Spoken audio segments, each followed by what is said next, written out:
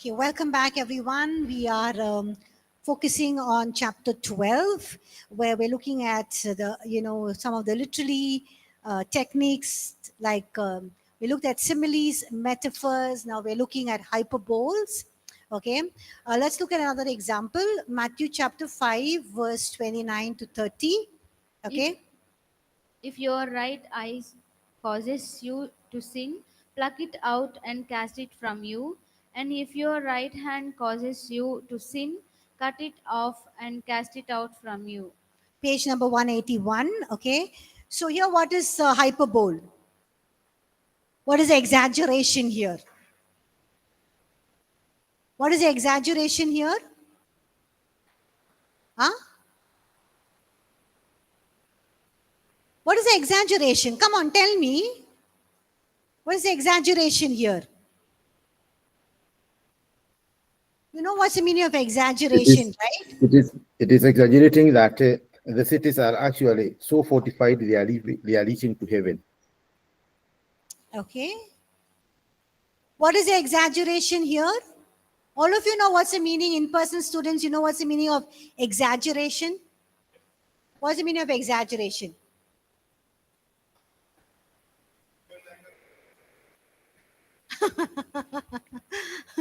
Okay. It's an overstatement or an overestimation. Okay. Like, for example, if there's little water in this room, you say, oh my God, the room is flooded. There's only little water, but then you're saying it is flooded. That means there's water everywhere. Okay. That's an exaggeration. So, what is the exaggeration here? Come on. If your right eye causes you to sin, what should you do? Pluck it out. Okay, and cast it out. If your right hand causes you to sin, what should you do? How many of you have gone plucked off your eye and cut off your hand? No, it's an exaggeration. It's a hyperbole. But what does it mean? To avoid sin, you need to hate the sin. Yeah, hate the sin. Just cut off the sin. Look at Matthew 23, verse 24. Matthew 23, 24. What does it say? What is the exaggeration? Who is Jesus talking to here in Matthew 23, 24? Who is he talking to? Blind people? Pharisees. The Pharisees, yes, thank you. The Pharisees. He's calling them what? Blind guides. What is the meaning of blind guides? They don't know the truth. They're guiding other people to the truth. Okay? And what is Jesus saying? You strain out a gnat and swallow a camel. So Jesus saying you Pharisees are swallowing camels? What's the exaggeration here? Come on, what is the exaggeration? Huh? Swallowing camels. Anyone here swallows camels? No. Swallowing camels. Okay, so exaggeration is you strain out a gnat or you swallow a camel. So what is the meaning of strain out a gnat? Means what Jesus is telling these Pharisees, that if you're drinking juice or tea, sometimes, something small, some small fly falls in, right? What do? You just remove it. So he's saying, hey, you Pharisees, you're so worried about the smallest unclean animal, okay, that you strain out your juice to remove that animal, okay. So he's saying you're so obsessed with this minor rules, that you even, it's similar to what you are doing, when a small insect falls into it, your juice, you strain it out so that you avoid drinking it accidentally. But you're not worried, you're so worried about that small insect, but you swallow this camel. That means you're swallowing this unclean animal. Did you know that camels were unclean animals? In the Old Testament, of course. In Leviticus 11:23, it's mentioned as one of the unclean animals. So he's saying you don't want to drink that, accidentally also drink of that small insect, it's okay. But you are willing to swallow an unclean animal. That means what Jesus is saying? He's saying that you're so focused on the insignificant things of the law. Hey, you did not wash your hand and you're eating. You know, you did not wear your tassel. How can you take the grains of wheat on a Sabbath day? You're so worried about these small things, but you miss out on the major things like justice, mercy, and faithfulness. So that is what he's trying to say. And to say that, he's bringing about this hyperbole, that you strain out a gnat, a small insect, but you're willing to swallow a camel. Are you able to understand? Yes. Look at Luke 18:25. Can somebody read that, please? Luke 18:25. For it is easier for a camel to go through the eye of a needle than for a rich man to enter the kingdom of God. So, what is the exaggeration here? Camel going through the eye of a needle. You know what's the eye of a needle, right? The needle, you have that small hole there, so you put the thread through it, right? So that is, he's saying, can a camel go through that? No. Okay. But he's saying, like that, it's impossible for a rich man to enter the kingdom of God. Why? Because he's so dependent on his riches, not dependent on God. Look at John chapter 25, verse 21, verse 25. Okay. And Galatians 4:15. And there are also many other things that Jesus did, which, if they were written one by one, I suppose that even the world itself could not contain the books that would be written. Amen. What is the exaggeration here? What's the exaggeration? Number of books. If he had to write every miracle Jesus did, all the books of the world will not be sufficient. That's an exaggeration, but it means that there are so numerous miracles that Jesus did. That's the meaning, but the exaggeration is all the books cannot contain it. Okay, the last one is Galatians 4:15. What is the exaggeration there? Read it in your books, please. Galatians 4:15. Everyone quietly. What is the exaggeration? Plucking out our own eyes. Right? Give them to me. Okay. So Galatians 4:15 is basically, he's not saying, hey, pluck out your eyes and give it to me. But basically, Paul is expressing their love to the churches at Galatia, their love towards Paul. Okay. Now we look at another figure of speech, personification. So we looked at simile, metaphor, hyperbole. Now we're looking at personification. Personification is basically attributing human qualities to non-human things. So look at that example. Proverbs 8:1-3 says, wisdom does not cry out, and understanding lift up her voice. So what is the personification here? Wisdom. What is the personification? Wisdom is doing what? Calling out. Can wisdom call out? No. Wisdom is non-human, but then it's given attributes of a human being, like it's calling out. Look at Isaiah 55:12.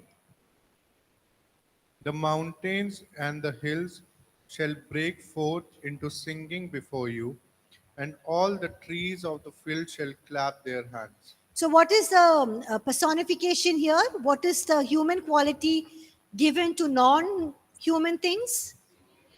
Singing and clapping. Romans 8:22. For we know that the whole creation groans and labors with birth pangs Pangs. together until now. So what is the human quality given to non-human? Creation is groaning. What is the meaning of groaning? Crying out. Groaning is even just more than crying. Okay, it's groaning out in anticipation. Okay, So we look at a few more.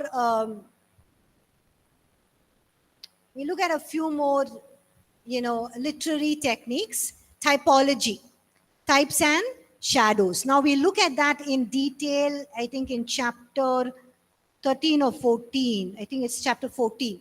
Okay, so we'll move on to the sixth one, symbolism and prophetic imagery. Now, if you read many of these prophetic books like Isaiah, Jeremiah, Ezekiel, Daniel, and Revelation, God uses a lot of symbols, okay? And these symbols convey some spiritual truth. So you need to find out what are the symbols. Like, for example, in Jeremiah chapter 18, there's a potter's wheel that is given there. So what does a potter's wheel signify in Jeremiah chapter 18? Who is the potter? Who's a potter? God. And who is the clay? We. So the potter's wheel means what? You know what is a potter's wheel, right? The wheel that, so what does it mean? Yeah, God shapes us and molds us just like He wills. So God is sovereign. He is a potter. He is sovereign. The potter can do whatever he wants with the clay, right? Whatever kind of a pot he wants, he does. It is his will. So God is sovereign. He does what is will, and he shapes the nations and people according to his will. Now in Daniel chapter 7, we see the 4 beasts, right? What does these 4 beasts symbolize? Various world empires. Okay. Now in Revelation, we see the candlesticks. The 7 candlesticks represent what? 7 churches. Okay. And in Revelation, we also see the Lion of the tribe of Judah and the Lamb. And who does it symbolize? Jesus Christ. Okay. So we need to look at these various symbols and in the prophetic imagery and, interpreted likewise. 7th one is irony and sarcasm. Ma'am, what is prophetic imagery? Prophetic imagery is this: the wheel, the potter, the candlesticks, the Lion of the tribe of Judah, the Lamb of God. All of these are prophetic images that is talking about something related to God or the work of Christ, or something that is going to come in the end time events. Can be even Antichrist, it can be the beast, it can be the the end time events. So all of that is prophetic images that prophetically reveal some truth. Did that help, Saubhagya? Yes, ma'am. Thank you. Okay. Irony and sarcasm. Okay. So we look at these techniques as well. Okay. So irony and sarcasm basically means saying the opposite of what it is meant. Okay. Saying the opposite of what is basically meant. Okay. So suppose you look at somebody who is very, very nice and chubby. Okay. And you don't want to say, hey, you're looking so Fat. chubby and fat. Okay. Hey, you're looking so thin, So it's a sarcasm. You're looking so cute. It's a sarcasm. Like you're saying, hey, you're looking thin. It's the opposite, that they are fat and they are chubby, but you're basically saying, hey, you're looking thin. Okay. So it's the opposite. So it's being very sarcastic. Okay. You're saying something very, very sarcastic. Okay. So you're saying, if somebody's saying it's not working hard, so you tell them, oh, you're working. You just want to make fun of somebody who's working very hard and just say, oh, you're hardly working. Okay, that means you're just saying the opposite. I know you're working hard, but just for sarcasm, just to I'm saying that you're hardly working. So you can get it right. It's the opposite of what you mean to say. So suppose you tell somebody something and that is very, very rude and it's hurting. You can just say, hey, I was just joking. I was kidding. Okay? You're saying the opposite. That means you were meaning something serious, but you're saying, hey, I was just actually joking. The person got the point. Okay.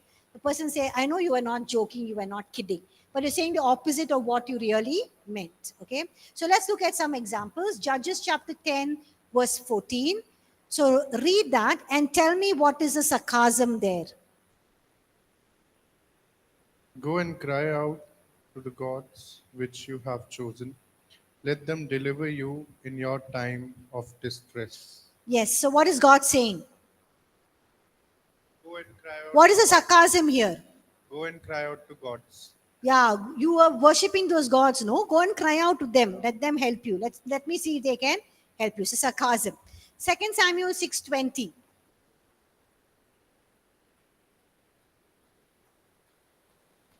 How glorious was the king of Israel today, uncovering himself in the eyes of the maids of his servants. Who is saying this? David's wife. And saying how, when David brought the Ark of the Covenant, he danced in a very undignified way. So she is very sarcastically saying, look at how glorious was the king of Israel today, uncovering himself before the servants, how undignifiedly he was behaving before the servants. The sarcasm, okay? 1 Kings 18:27. Don't read it out. Tell me what's the sarcasm there. 1 Kings 18:27. This is Elijah on the Mount of Carmel. He's mocking the people, prophets who worship the Baal god. And so what he's saying? He is meditating or he is busy. The Or Baal he's god on is a actually journey. meditating, busy, or he's maybe on a journey or sleeping. And Wake him up, wake him up. Yeah. because he was not sending the fire. Okay. Job chapter 12, verse 2. Job is telling his friend sarcastically what? Wisdom will die with you. Yeah, that means he's telling his friends is that their advice is of no use. Amos 4:4.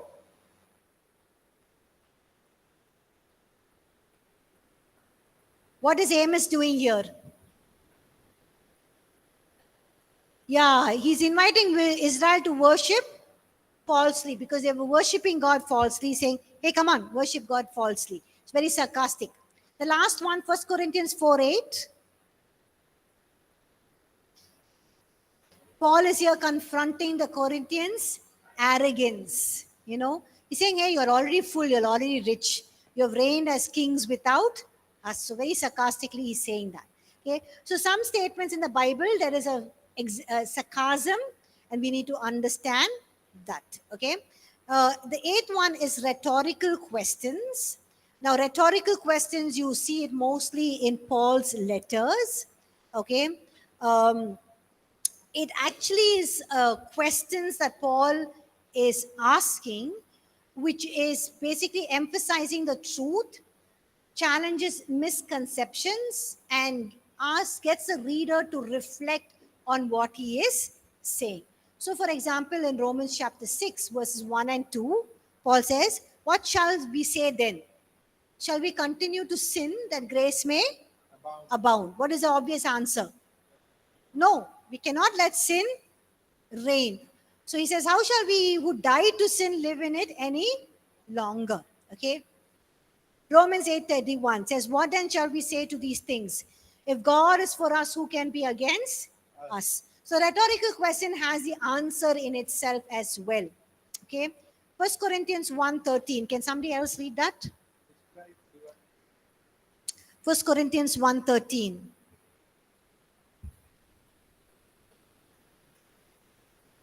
Read, Is Mahima. Christ divided? Was Paul crucified for you, or were you baptized in the name of Paul? Yes. Is Christ divided? Was Paul crucified for you? Or were you baptized in the name of Paul? What is the obvious answer? What is the obvious answer?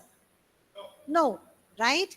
So, there are a few more examples. You can read that. Okay.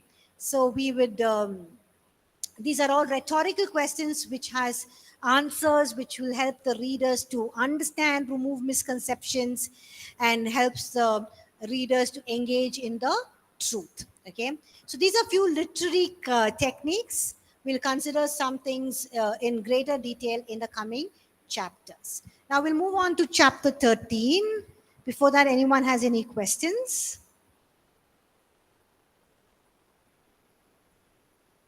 Chapter 13. Chapter 13, we're looking at the figures of speech.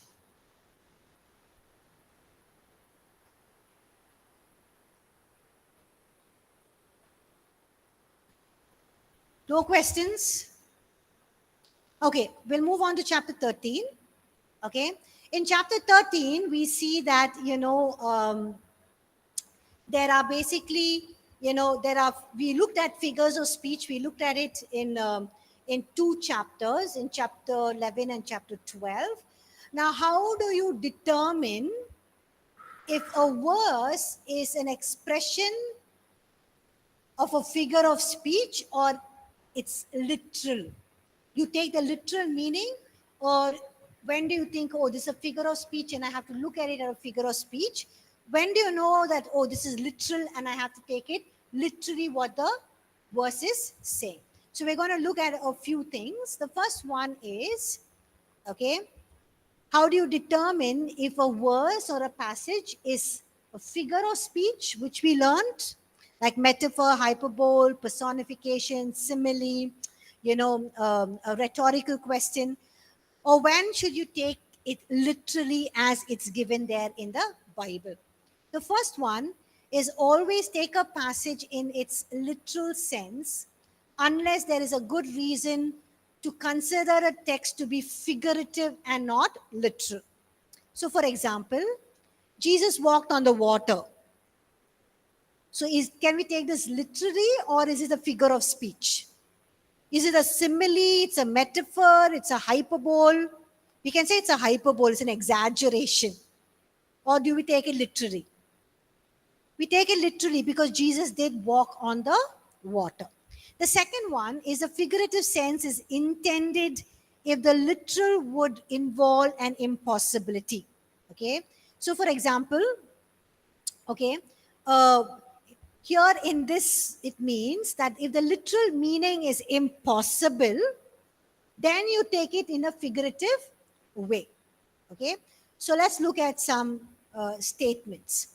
Behold the Lamb of God who takes away the sins of the world. So who's saying this? John the Baptist is talking about whom? Jesus Christ. So is Jesus literally the lamb? Is he coming like that lamb? No, he's a human being, right? So it's impossible to look at Jesus as the lamb. He's not an animal. He's a human being. Okay, but he says, the Lamb of God who takes away the sins of the world. That means we don't here take it literally, we take it as a figure of speech, that he is like the lamb that is used to make sacrifice in the temple, and he is going to be the ultimate sacrifice for sin. Look at another example, Jeremiah chapter 1 verse 18. He says, I have made you, God tells Jeremiah, I have made you an iron pillar and a bronze wall. Now, do you take this literally or do you take it as a figure of speech? Figure of speech. Why? Because Jeremiah can't be an iron pillar. Is Jeremiah an iron pillar? Is he like that pillar? Iron pillar? No. And is he like a bronze wall? No. So you don't take it literally. Don't take it, literally. You take it as a figure of speech. And basically, God is telling, hey, like bronze and iron, you are going to be strong and you are going to endure. The third thing is the figurative is intended to, if the literal meaning is observed. That means if the literal meaning is observed, it is figurative. Okay, that means if the phrase literally would sound ridiculous, it's like a symbolic expression. For example, the trees of the field will clap their hands. Is it possible for the trees to clap their hands? No. So you take it literally or you take it as a figurative speech? Yeah, because it sounds ridiculous. How can trees clap their hands? So it is a figurative, okay? And it's a speech, and it's basically talking that nature also rejoices, okay? The fourth one is, if the literal meaning requires impossible action, it is to be taken as figurative. I'll say that again. If the literal meaning requires impossible action, it is to be taken figurative. Now look at what Jesus said in John chapter 6, verse 53 and 58. Unless you eat my flesh and drink my blood, you have no life in me. So did Jesus mean that Jesus is promoting cannibalism here? You know what is cannibalism, right? Who are cannibals? Human beings eating other human beings are called cannibals. So is Jesus promoting cannibalism here? No, he's not, right?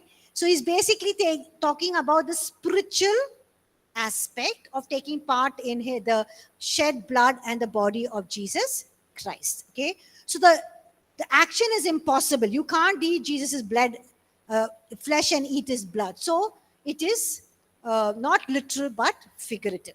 Another example, Jesus said in Luke chapter 9, verse 23, take up your cross daily and follow me. So what does it mean? We take it literally, or do we take it as figurative? We can't take cross and keep on walking around the town, right? It's figurative. That means what? What does it mean, take up your cross daily and follow me? That means what? Die to the flesh or surrender your life to God's will. Okay. The fifth one is sometimes the figurative expression is followed by an explanatory literal statement. Okay. So for example, 1 Thessalonians 4, 13 to 15 says, those who fall asleep. So what is Paul meaning here? Those who fall asleep means what? He goes on to explain in verse 16, it is actually meaning those who are dead. Okay. So now you know how to look at when the verse is figurative, when it's literal. Yes or no? Yes. Okay. Then we'll move on to how do we interpret the figures of speech. Okay. The first one is determine if a figure of speech is involved. We are on page number 187.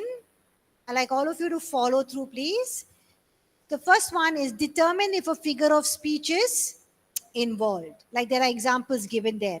Don't give what is holy to the dogs.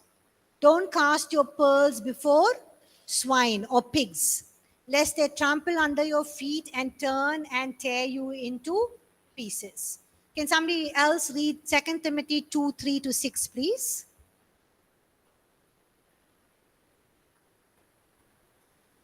You therefore must endure hardships as a good soldier of Jesus Christ. No one engaged in warfare entangles himself with the affairs of this life, that he may please him who enlisted him as a soldier. And also, if anyone competes in athletics, is not crowned unless he competes according to the rules. The hard-working farmer must be first to partake of the crops. Amen. So in Matthew chapter 7, verse 6, is there a figure of speech involved? Yes, no? Matthew 7, 6, is there a figure of speech involved? Yes or no? What is the figure of speech? Yes. Yes. Nice. What is a figure of speech? As a good soldier of Christ. Okay, that is 2 Timothy 2, 3 to 6. Before we go to that, let's look at Matthew 7, 6. What is a figure of speech there? Huh? Dogs. Dogs. Don't give And what is birds. holy to the dogs. Okay. And swine before pearls before swine. Don't cast your pearls before swine. 2 Timothy 2, 3 to 6. What is it talking about here? What a figure of speech is here. Good soldier of Jesus Christ. What else? Come on, tell me. 2 Timothy 2, 3 to 6. What is the figures of speech? Soldier of Christ. Athlete, an athlete who takes part in athletics, and a farmer. Good. So that's how you determine if there's a figure of speech involved. Now, you discover the image and the literal in the figure of speech. Okay. So Matthew chapter 7 verse 6 says what? What's the meaning there? Don't throw or don't give holy things to unholy people. And in 2 Timothy 2, 3 to 6, what is it? What's the literal meaning? The believer is compared to whom? Soldier, athlete, and a farmer. Okay. So like in John chapter 2 verse 19, Jesus answered and said to them, destroy this temple and in 3 days I will raise it up. Is it literal or figurative speech? Figurative speech. Can't be literal, right? So what is a figure of speech here? Temple, which refers to Jesus's physical body. So third thing is understand the points of comparison. Okay, like for example, Psalms chapter 1 verse 3. Blessed is the man who walks not in the counsel of the ungodly, nor sits in the seat of scoffers, nor stand in the way of sinners, but he shall be like a tree that is planted by streams of water, that yields his fruit in season, and his leaves does not wither, and all he does he shall prosper. Okay, so what is the point of comparison? Who is being compared here? A righteous man. We already looked at it, right? A righteous man is compared to what? A tree planted near the water, yes, whose leaves does not wither and bearing fruit. So a righteous man is secure, prosperous, and fruitful. Okay. Now the fourth thing, we need to keep in mind that the same figure could mean different things in different places in the Bible, and so you need to interpret it in context. Now look, for example, lion. Who is called as a lion in the Bible? Jesus is called as a lion of Judah, and who else is called as referred to as a lion? Satan. Satan comes like a roaring lion. So can we say, okay, Satan is like a roaring lion, Jesus is the lion of Judah, so both are the same. Can we say that? No. What does it mean? When it mean, what does it mean when it says Satan comes like a roaring lion stealthily? That means comes very, very carefully, sneakily, silently to catch its prey. Right? Who is his prey? You and me. So he comes very quietly, sneakily to catch us. Okay. And Jesus as the Lion of Judah means what? Lion of Judah means what? Come on, you have learned this and I've taught you in Christology. He's a king. Yes, that means he's a bold king. Okay. Now look at the word thief. Who is defined as who is Satan? Comes like the devil comes like a thief to steal, kill, and destroy. And who else is referred to as a thief? Jesus will return like a thief in the night. So can we say both Satan and Jesus are the same? No. What does it mean? Satan is like a thief. The thief comes, robs everything. Sometimes he can even kill you, right? But Jesus is like the thief that comes in the night means what? To save the life. You don't know when he comes. He'll come unexpectedly. It does not. Yes. Okay. Yeah. Okay. So we need to keep that there can be same figures, but can be used for different people, and we need to interpret it in context. Okay. The fifth one is draw the meaning and the key insights. Now we read Matthew 7:6. What does it mean? Don't entrust holy things to unholy people.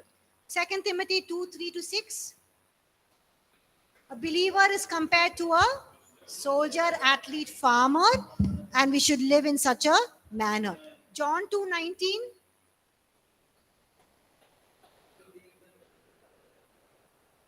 Yes. Psalm 1:3. Fruitful and prosperous. Okay. Now the sixth one is, put control or limits on the figures, applying some, common sense rules of logic and communication when trying to get the meaning. So when you're looking at some figures of speech, don't go off in a tangent and, just make some interpretation. Use your common sense and also use logic. So for example, in 1 Thessalonians 5 verse 2, Paul writes, the day of the Lord comes as a thief in the night. What is Paul meaning to say? Unexpectedly. He'll come unexpectedly. Doesn't mean that God is coming like a thief to steal from us. Right? And it does not mean that he's coming correctly at 12 midnight. No. He's coming as a thief in the night. Look at Job chapter 9 verse 6. He shakes. Who's reading that? Who has the mic? Read. Mahima, read quickly. Job 9:6. Hear the peller of the earth. He shakes the earth out of its place and its pillars tremble. He shakes the earth out of its place and its pillars tremble. So when you read this, what do you understand? Huh? Earthquake. It means that the earth is standing on pillars. That is what it means here, right? It means that the earth is standing on pillars. But when you read it, you use your logic. We know that the earth is not standing on pillars. We learn that in science. So it's basically referring to the mountains of the earth, and it's not meaning that earth is resting on pillars. Did you get that? So when you are looking at some of the figures of speech, you have to use logic, okay, and communication when you're trying to get out the meaning, okay. So that was chapter 13.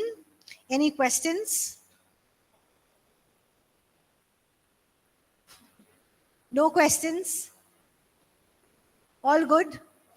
Online students, all of you with me? Yes, ma'am. Okay, I can hear only Sri Raj. What about the others? Online students? Yes, madam. Okay, thank you.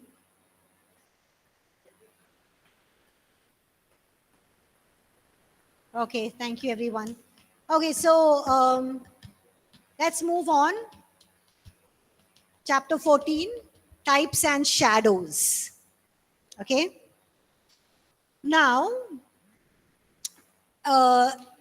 in the New Testament, there's a mention of certain people, characteristics, or events in the Old Testament which are prefigures, but is pointing out to something that is more real in the New Testament. I'll repeat that again. So please try to understand. In the New Testament, when we read, there's mention of people, characters, or events that are written in the Old Testament. And these Old Testament, what is mentioned, they are prefigures. That means they're just figures, but it's pointing out to something, or they are just shadows, but they're just pointing out to something that is real or something that is going to be fulfilled in the New Testament. So in the Old Testament, there are some people, characters, or events that are types, okay? And the antitype is found in the fulfillment in the New Testament, okay? So can you give me one example of a type in the Old Testament and an antitype in the New Testament, or something that is a type or a shadow in the Old which is fulfilled in the New? Can you give me an example? Adam, yes.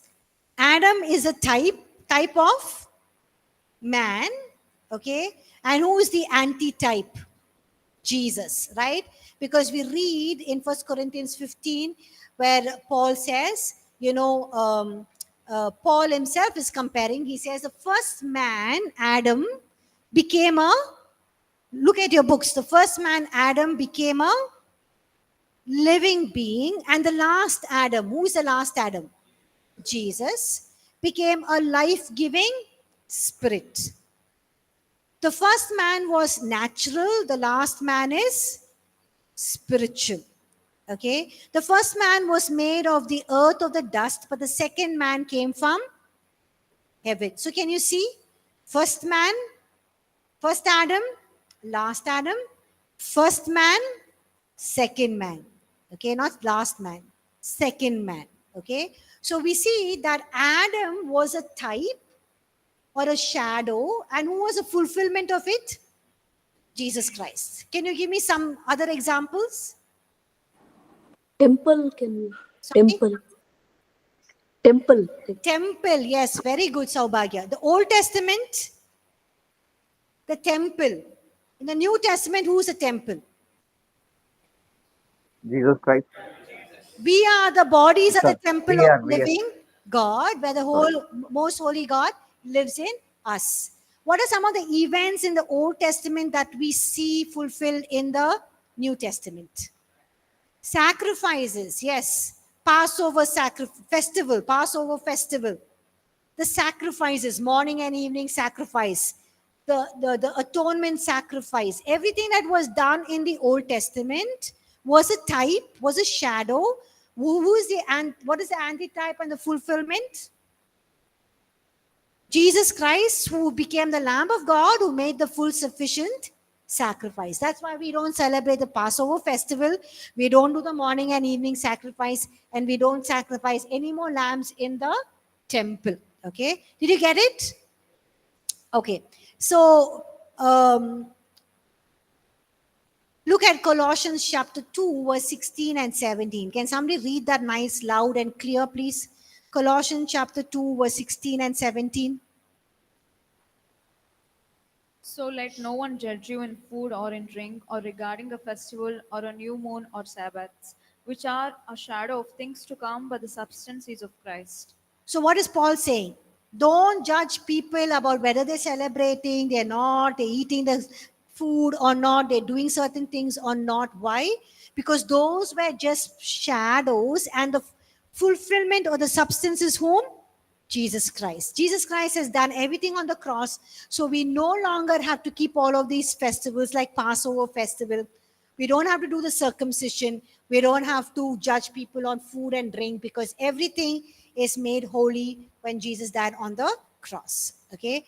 The same thing if you look at Galatians chapter 4, verse 21 to 26. It's talking here about Hagar and, who is it talking about? Hagar and Sarah. And it's talking about their sons. Hagar's son was called Ishmael, and Sarah's son is talking about Isaac. So what is it basically talking here? It's symbolizing two covenants. What are the two covenants? The old covenant and the new covenant. Okay. So can one of you read Hebrews 8:5, and someone else can read Hebrews 10:1. Who serve the copy and shadow of heavenly things, as Moses was divinely instructed when he was about to make the tabernacle. For he said, see that you make all things according to the pattern shown you on the mountain. Amen. Hebrews 10:1. For the law, having a shadow of the good things to come, and not the very image of the things, can never with these same sacrifices, which they offer continually year by year, make those who approach perfect. Amen. So the writer of Hebrews is pointing to Old Testament tabernacle and what else? The sacrifices. And he's saying that these are the copy and shadow of heavenly things and the good things to come. So he's whatever is in the Old Testament, some of the things, not everything, and whatever is mentioned as a fulfillment in the New Testament, only what is mentioned in the New Testament by God can be a type and shadow. That means we can't take passages in the Bible and just create type and shadows. Like we can't say like David is Jesus Christ, and Goliath is like the Satan, and those that stone that he used to kill the Goliath is the what Jesus died on the cross. No, we can't. We can't do that type and shadow. Why? Because it is not mentioned in the Bible. So wherever it is mentioned in the Bible, we look at it as a type and shadow. Wherever it's not, we don't. Okay. So what is the purpose of the type and shadow? It basically points out to something that was instituted, but is going to find its truth and its reality in someone or something much greater and bigger. Okay, so everything most of the things in the Old Testament found its fulfillment, found its reality in what was fulfilled in the New Testament through the person and work of Jesus Christ. Okay. So how do we understand types and shadows?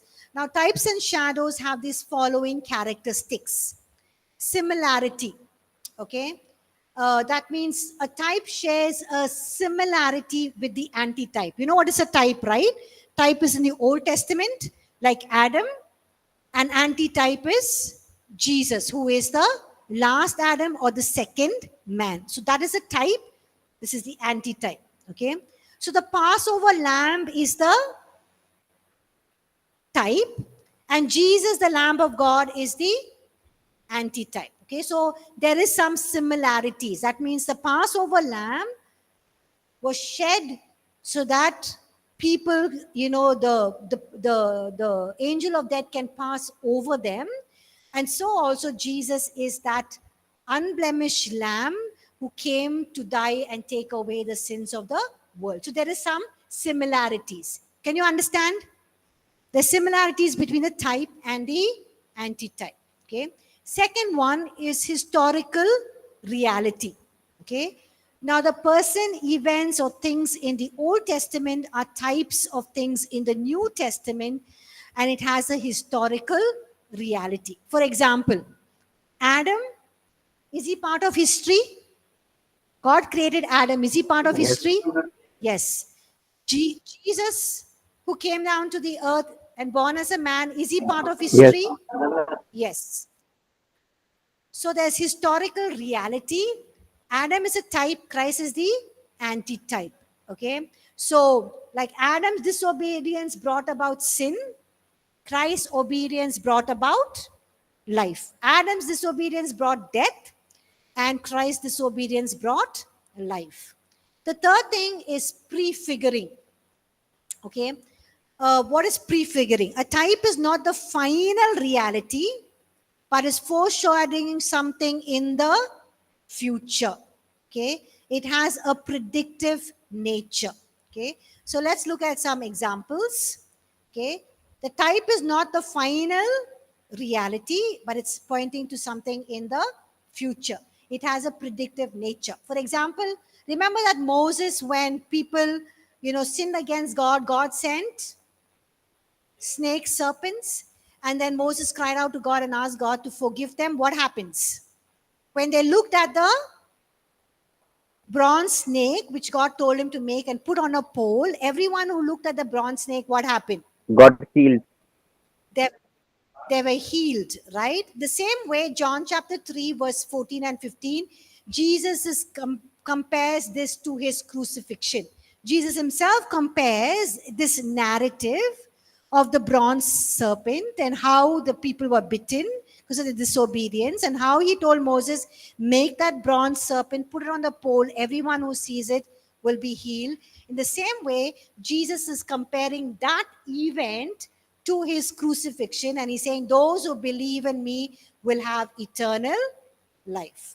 Okay, so that is how we can understand. But we can't take all the narratives in the Bible, in the Old Testament, and say it's an antitype in the New Testament. No, only what is revealed to us in Scripture as type and antitype, we take those narratives. But the rest of the narratives, we just take it and build, draw lessons out of it for our own life. Okay, we'll stop here.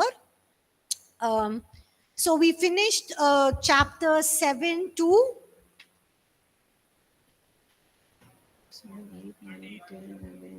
12. Yeah, so chapter 7 to 12. 6 chapters will give you assessment 2. Okay. So assessment 2 will be on these 6 chapters, and I will give it to you next week. Okay. So is that fine? Okay. And this week I'll post the Christology assessment. Okay. Any questions, online students? No, ma'am. Okay. Thank you all for joining class. Have a blessed day. 1 minute. Yes. Thank 1 you, ma'am. minute. Thank you. Thank you. Just a minute, please. Sorry.